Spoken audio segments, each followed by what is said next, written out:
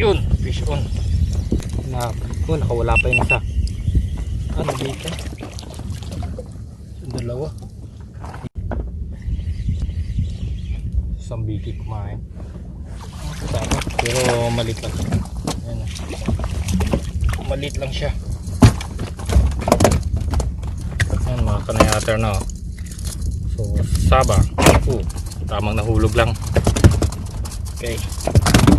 Kanayater ulit. Ayan siya mga kanayater na. So, saba.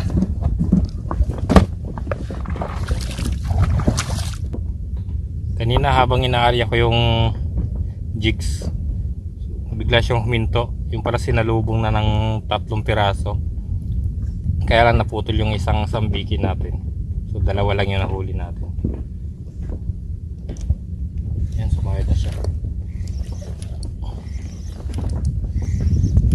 Yun, fish on. So talagang nasa ilalim yung saba. Halos nasa dikit na siya sa ilalim ng lupa.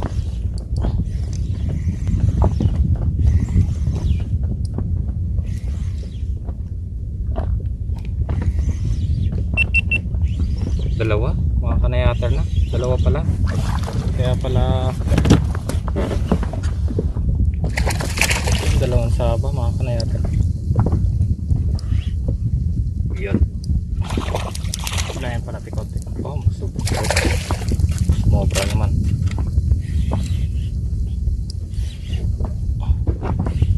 Ayan, dalawang saba, mga kanayater na. Yun. So good size. Ito yung isa.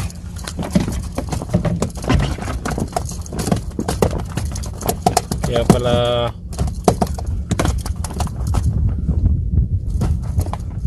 medyo malikot siya. Dalawa pala. Ano? Saba.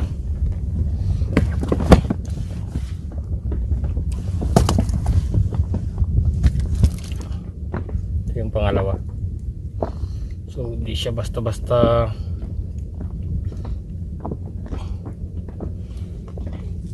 makakabitaw kasi dalawang hook yung sumabit.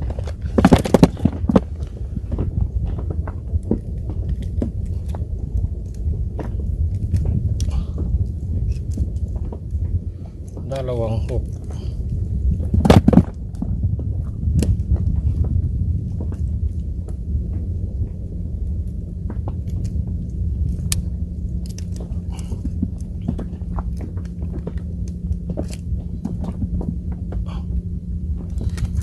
Ayan, oh.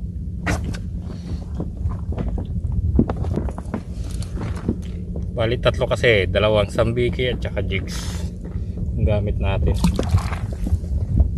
Palihan natin ulit.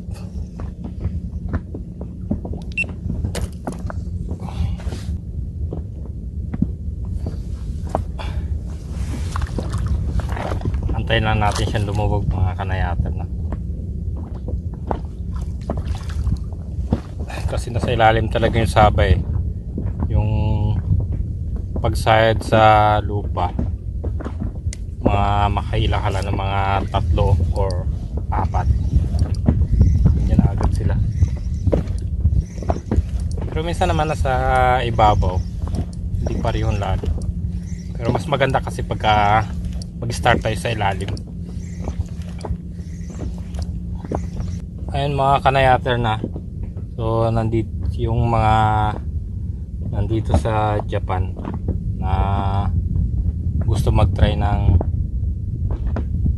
fishing. Pwede nyo naman akong kontakin. Meron na pala. Pwede nyo akong kontakin. So pwede tayo mag-fishing. Samahan ko kayo. Experience.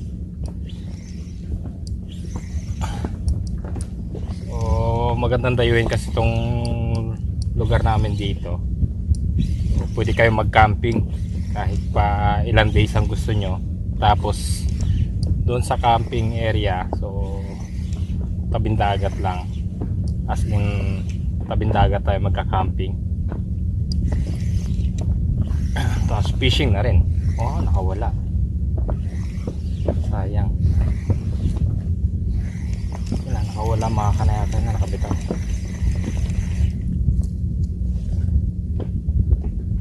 Bali dalawa. Ay, naulit ko pala mga kanayater na. So, nandito ngayon sa Japan. So, pwede niya akong kontakin kung gusto niyo ma-experience yung pagpipishing. Nakawala pa yung isa. Tatlo pala yun. Sa bangka. Pero maliit lang yung bangka natin. Bali, portable lang siya. Air pump lang yung gamit. So, kasya naman hanggang 3 tao. So, malapit lang din kasi yung tabi. Kaya, okay lang. So, try lang. So, sa tabing dagat, pwede rin mag-camping kahit ilang days yung gusto nyo mag-stay. So, kumpleto na rin naman. May toilet, may shower. So, may tubig siya. Kaya pwede. So, magdala lang kayo ng gamit na gagamitin talaga. So, pwede kayong mag-message sa akin. Try lang. So, pwede ko kayong isamahan. So, sa mga wala ding namang magagamit na tent, pwede ko rin naman ipapagamit yung tent. So, ito ring ginagamit kong bangka. So, nandito nga pala tayo sa Toyama Ken. Ito yung spot natin. So, pwede mag bakasyon dito. So, relax na rin, tabing dagat, fishing. Yung mahuhuli, so, may pangulam ka na. Pwede ka na mag-ihaw-ihaw. So, mga gusto lang maka-experience ng makahuli ng saba or yellowfin, so, maganda naman ng panahon. Kaya hindi naman nakakatakot. At saka meron naman tayong life vest para hindi tayo sitahin ng mga coast guard dito sa Japan. So, kailangan safety first.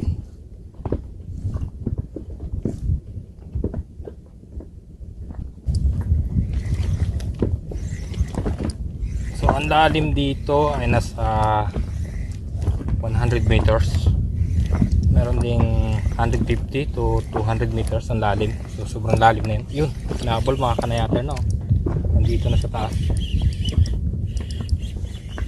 Buri. 2 piraso. Wala. Yun, 2 piraso. 3 pala yung kumain. Naputol yung isa mga kanayater na. Yan o. Buri. 3 piraso, naputol yung isang hook natin dito sa taas.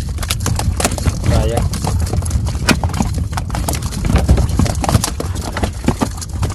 yan, ganito lang siya mga kanayater. Super likot. Baka masabisan tayo ng kani ito hook.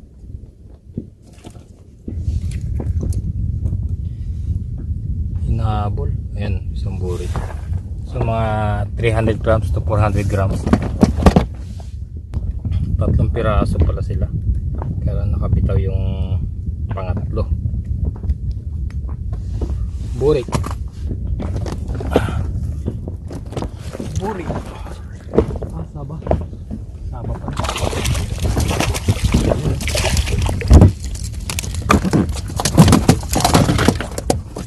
Saba. Yan mga kanayater na. Oh, pumalag ah.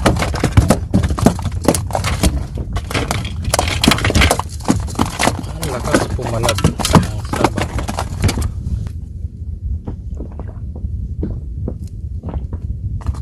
Yan.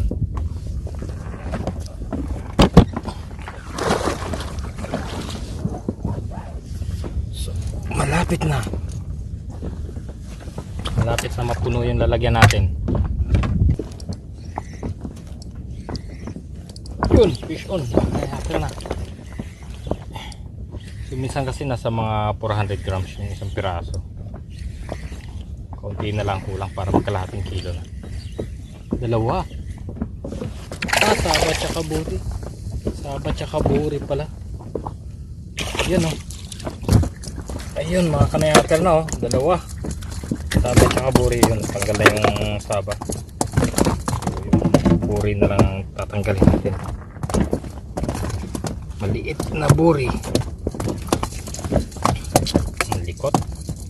Ang likot mo, bebe. Ka na malikot. Ang likot mo. Yun. Maliit. So yung buri mga kanayater na minsan merong 10 kilos. Ang laki. So ngayon ang liliit pa nila. Parang tuna yan eh.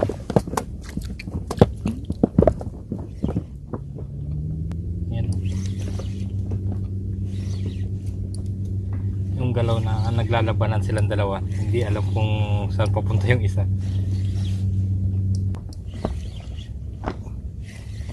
Yun, nakikita ko na.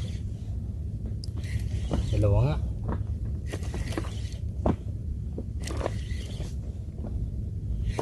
Balabag yung isa. At yung sinabitan. At yung sinabitan. Yung dalawa. Yan o. Sa chance na sabitan yung isa. Labas yung bituka. Kaya pala iba yung galaw ng isa eh. Sa chance sinabitan. Labas yung bituka. Mga kanayater na.